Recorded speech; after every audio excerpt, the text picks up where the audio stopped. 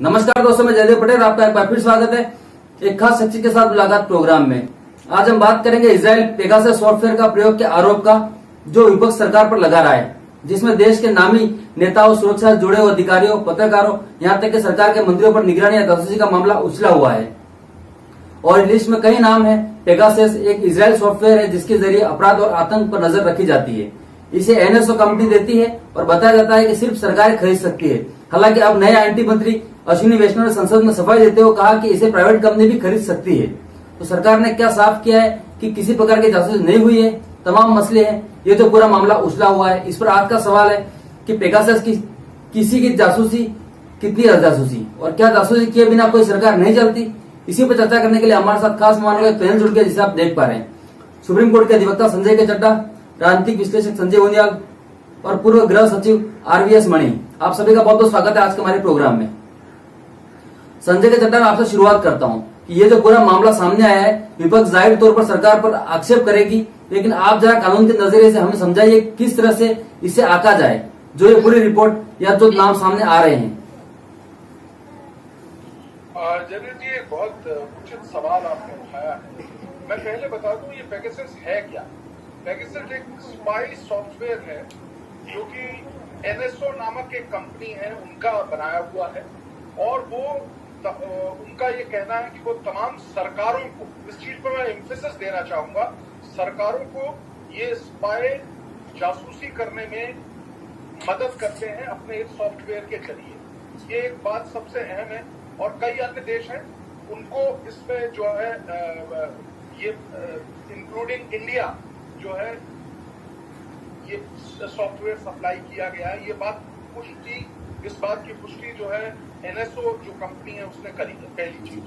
दूसरी चीज, अब मैं आपको इस पेगासस सॉफ्टवेयर के विषय में 2 लाइन बताना चाहता हूं। ये करता क्या है कि ये आपके एक तो अकाउंट जो फोन में एंट्री इसकी हो जाती है, सिर्फ एक मिस्ड कॉल दे देने भर से हो जाएगी, नंबर 1। और उसके बाद क्या है कि ये आपका फोन तो है, अगर मैं सही शब्द इस्तेमाल करूं तो उसका एक क्लोन दूसरी ओर बन जाएगा। यानी कि आपकी एसएमएस, आपका टेलीफोन, आपके कैमरा, आगे का कैमरा, पीछे का कैमरा, आपके कोई भी डाटा, व्हाट्सएप, कुछ भी आपके फोन में है, वो क्लोन के तौर पे जैसा आप अपने फोन से कर सकते हैं, वैसा ही वो व्यक्ति जो आपके ऊपर निगरानी कर रहा है, जो आपके ऊपर सर्विलेंस कर रहा है, वो कर सकता है। ये पृष्ठभूमि बताना बहुत जरूरी है। देखिए, भारत का कानून क्या है। अब मैं कानूनी बात करूंगा। भारत का कानून हमें ये पूरी आज्ञा देता है सरकार को कि फोन की आप टैपिंग कर सकते हैं, फोन को आप रिकॉर्ड कर सकते हैं, लेकिन एक्सेप्शनल सर्कमस्टांसेस।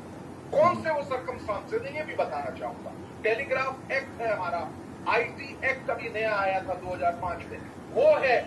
इनके जरिए हम जो है उसमें जैसे टेलीग्राफ एक्ट का सेक्शन 5 है, वो कहता है कि पब्लिक सेफ्टी और पब्लिक इमरजेंसी में ये टैपिंग की जा सकती है। लेकिन यहाँ पे पेगासस सॉफ्टवेयर जो है वो थोड़ा भिन्न है।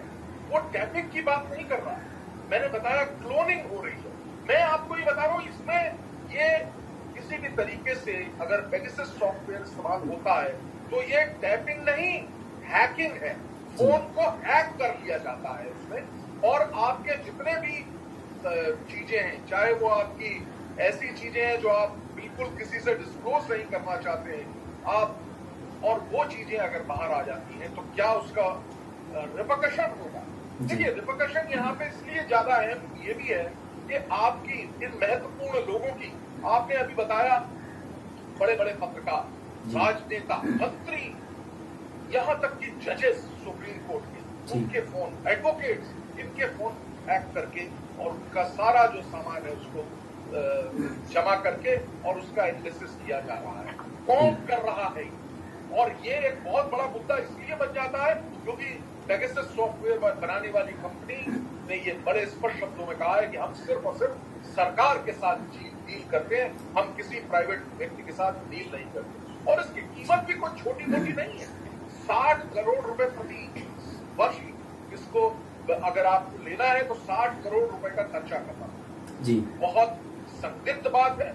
और एक वाइब्रेंट डेमोक्रेसी के लिए इससे गलत बात कोई भी नहीं। लेकिन सरकार ने अपना बयान दिया। अब हमें ये देखना है कि इसका इन्वेस्टिगेशन होना चाहिए। सरकार ने कहा है हमने नहीं किया, जी। और जो भी हम कर रहे हैं वो कानून के दायरे में कर रहे हैं। अगर ये कानून के दायरे में हो रहा है, प्राइमा फेसी भी अगर आप मुझसे पूछें एज ए लॉयर, तो मैं ये कहूंगा कि अगर पेगासस सॉफ्टवेयर का इस्तेमाल इन तमाम राजनेताओं, जजों, वकील, जर्नलिस्ट के लिए किया जा रहा है, तो ये फोन हैकिंग है, ना कि फोन टैपिंग, जिसकी परमिशन नाइदर आईटी एक्ट देता है नॉर टेलीग्राफ एक्ट देता है। ठीक मैं है। अपने चीज को बहुत सूक्ष्म में यही बता सकता हूँ। ठीक है सर जी। संजय उनियाल जी, मैं आपसे ये समझना चाहता हूं कि सरकार अपनी तरफ से पूरी सफाई दे रही है। वो कह रही है कि एनएस और कंट्री वेस्टर्न कंट्रीज को जाता है, लेकिन अगर ये हमारे देश में हमारे नेताओं के खिलाफ, सुरक्षा से जुड़े अधिकारियों के खिलाफ, बड़े पत्रकारों के खिलाफ इस्तेमाल होता है, तो इसका असर क्या, इसका परिणाम होगा और क्या इसका असर होगा? देखिए जयदेव, सबसे इम्पोर्टेंट बात है कि पेगासस ने जो बोला अभी तक, एनएसओ जो कि नाम रखा गया इनका, नीव, शेल्के और ओमरी के नाम पर, जिन 3 इसराइली लोगों ने इसको जो स्टार्ट किया था, सबसे इम्पोर्टेंट बात जो इसमें कही गई है कि मैंने हमारी जो टोटल कंपनी है उसका ज्यादातर जो क्लाइंट्स हैं वो वेस्टर्न कंट्रीज है। इंडियन कंट्रीज की बात इन्होंने अपने आप नहीं की, परंतु जिसके कारण ये सारा शोर मचा रहा है ओपोजिशन, तो वो कहाँ आया हुआ है? वायर के एक आर्टिकल में आया हुआ है।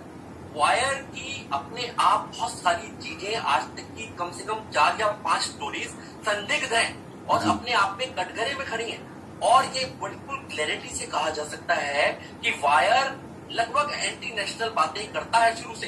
तो वायर की अपनी इंफॉर्मेशन के हिसाब से, और उसने मैं बोला है कि out of 300 datas have been provided by the company could be or may have these 300 people. तो उसमें ये बोला गया है जिन्होंने स्टोरी अपने आप में स्टोरी ब्रेक की है, वो ये कहते हैं जयदेव कि ये 300 के 300, ये इसका मतलब ये नहीं कि 300 के 300 फोन्स की हैकिंग हुई। वो ये कहते हैं कि 300 के 300 फोन्स की हैकिंग पॉसिबिलिटी है कि हुई हो। और क्या हैकिंग हुई है उसमें? आप मुझे एक छोटी सी बात में बड़ी पॉलिटिकली इसको डायसेक्शन में लेता हूं कि अगर हम किसी चोर को पकड़ के कहते हैं कि इस चोर ने 300 लोगों की पॉकेट मारी है, पर जब 300 लोगों को उस जगह पर देखा जाता है तो वो 300 लोग कहते हैं नहीं हमारी पॉकेट नहीं मारी गई, उनमें से 2-4 लोग हाँ भर लेते हैं हमारी पॉकेट मारी गई जी। अरे भाई, अगर मैं ये कहता हूं कि ये सरकार 2014 से है, अगर इस सरकार की बात अगर मैं करूं पॉलिटिकली न्यूट्रली, तो 2014 से अगर ये लगातार 2016 से ये आया हुआ है, 2016 से सॉफ्टवेयर अवेलेबल है, तो अगर ये 2016 से सॉफ्टवेयर अवेलेबल है तो 5 साल तक ये गवर्नमेंट 2021 आ गया, उस डेटास को जो कि डेटास पेगासस ने दिया है इनको, उन डेटास को क्या कर रहा है वो उन डेटास को यूज कर पाया क्या? आज तक राहुल गांधी जी ने बोला कि मेरी कुछ पर्सनल बातें जो कि मैं सिर्फ अपनी माता श्री के साथ करता था या जीजा श्री के साथ करता था या अपनी बहन के साथ करता था, वो इन्फॉर्मेशन आउट हुई है, या मेरी ये वाली इंफॉर्मेशन से इस देश को इस वाले पर्टिकुलर पॉइंट पे नुकसान हुआ है, या मेरी किसी प्रॉपर्टी को, मेरे पर्सनल डेटा को चुराकर नुकसान किया गया है? नहीं। आप समझिए मेरी बात कि वो स्केपगोट जो बनाया जा रहा है जिन लोगों को, उनको वास्तव में कोई नुकसान नहीं हुआ। और पेगासस अपने आप कहता है, क्या कहता है वो, कि हमारी सारी कंट्रीज, वेस्टर्न कंट्रीज हमारे मैक्सिमम क्लाइंट्स हैं, यहाँ का क्लाइंट कोई नहीं है। तो हमें तो हमेशा अपोज करना है कि भाई क्योंकि एक सरकार है उसके लिए हम अपोज करते रहते हैं। आपको हैरानी होगी, पंडित नेहरू के टाइम से 1959 में सबसे पहले संचार मंत्री जो थे रफी अहमद किदवई, उन्होंने सबसे पहले कहा था कि मेरी फोन टैपिंग हो रही है। और सेना प्रमुख सबको पता है के.एस. थिमैया जी ने ये वास्तव में ये टैपिंग जो है, संजय जी आपने अपनी बात कह ली, मैं जैसे जी ये खास तौर से थिमैया जी ने बोला था कि मेरी फोन टैपिंग हो रही है, और टी.टी. कृष्णामाचार्य के फोन टेपों की जो मंत्री थे परिवार में, उनकी भी टैपिंग हो रही थी। मैं आपको सिर्फ ये बताना चाहता हूँ कि चूंकि आप जो करते हैं यद देशस्यो जंतु तद देशस्य औषधम, चाणक्य कहता है, चूंकि आप अपने आप को सब आपने अपने आप को सब किया, इसलिए आपके चश्मे पर वैसा ही रंग आ गया। जी। इसीलिए आप इस तरह की बातें बोलने लगे कि आपके सारे लोग इन्वॉल्व है। अरे आप प्रूव करिए, आप अपना फोन दीजिए, अगर ठीक है। आपकी हैकिंग हुई है। और जी। दूसरा एमएनएसटी का आर्टिकल था, ये तो वायरल था, एमएनएसटी एंटी इंडियन है। तो आपकी आवाज जयदेव जी शायद नहीं आ रही है, आप कुछ बोलना चाह रहे हैं? ठीक है संजय जी, एमएनएसटी और संजय जी शायद आपकी बात पर कुछ रेस्पॉन्स करना चाहते हैं। संजय जी, देखिए, मेरे भाई संजीव उनियाल जी ने 3 चीजें स्वीकार करी, मुझे बहुत शॉकिंग है। पहली चीज, इन्होंने स्वीकार किया कि हैकिंग हुई, और इन्होंने ये भी कहा कि उस हैकिंग से किसी को कोई नुकसान नहीं हुआ। पहली चीज, नहीं, मैंने तो बोला आपको तो हैकिंग जो है हमारे आईटी एक्ट में, हमारे टेलीग्राफ एक्ट में अलाउ अपने नहीं है। ये डाल सकते हैं। जी। अभी मैंने हैकिंग नहीं बोला, मैंने नहीं कहा, तब कहा मैंने बोला, मैंने ये बोला। संजय जी सुनिए, दोबारा सुन लीजिए, अभी नहीं, मेरे को नहीं सुनना। मैंने बोला कि अगर हैकिंग हुई है, मान लीजिए, प्रिज्यूम करिए, आप तो लॉयर हैं, हम प्रिज्यूमेबली लेते हैं कि सर मान लीजिए हैकिंग हुई तो जो लोग उसके कारण ग्रस्त थे, उसके कारण जिनको तकलीफ हुई, क्या उन्होंने आज तक कोई कंप्लेन करी 5 साल में कि भाई हमारी हैकिंग हो रही है?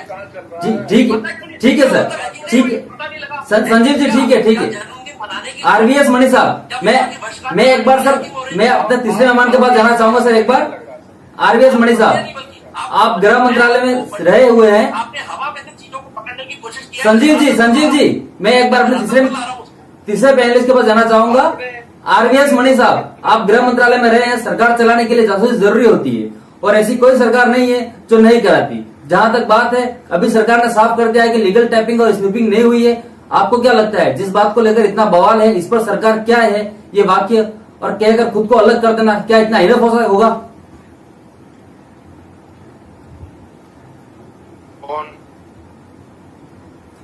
सर मेरा सवाल शायद आपने सुना, दोबारा रिपीट करूं मैं सर?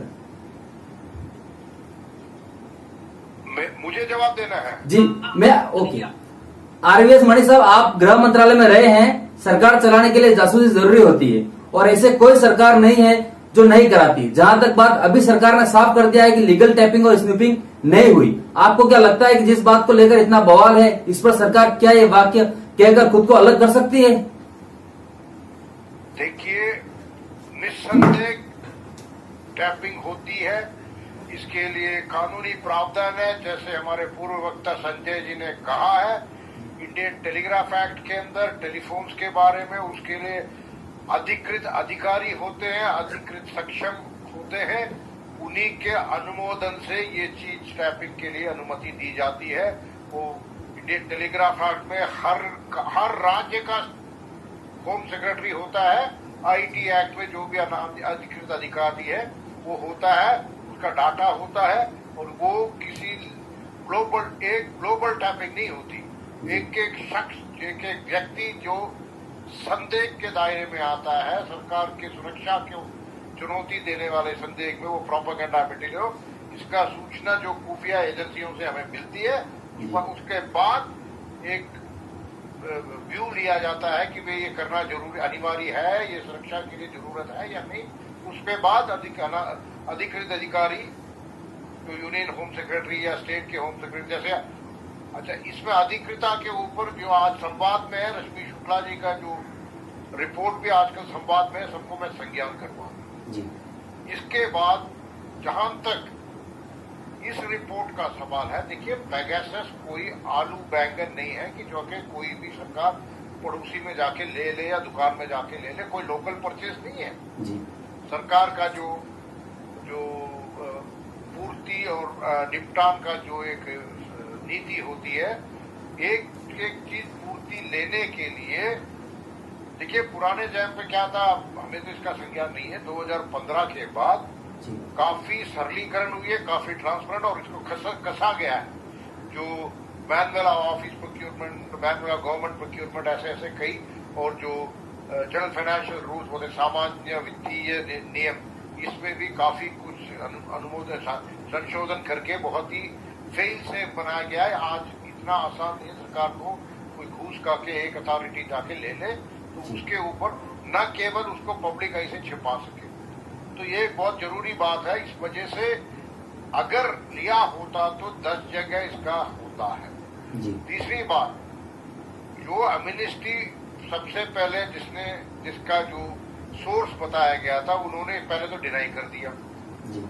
डिनाई कर दिया तो एक बात है, परंतु एमनेस्टी के खुद का क्या स्वयं क्या इसका क्रेडिबिलिटी है, ये हमेशा संदेह में रही है।